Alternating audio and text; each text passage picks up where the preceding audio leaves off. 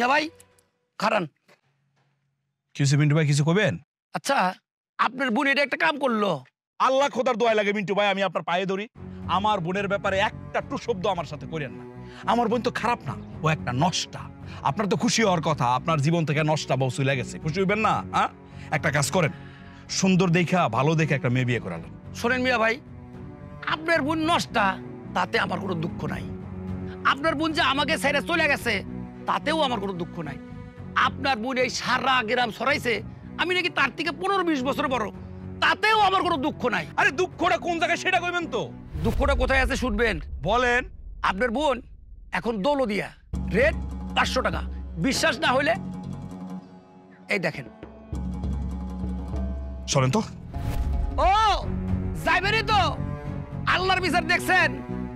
আমার মতো একটা সরল মানুষের ঠকায়া তার এখন জায়গা হয়েছে দৌলদিয়া। হ্যাঁ, তা আবার রেট আবার 500, সবই আল্লাহর বিচার। হ্যাঁ।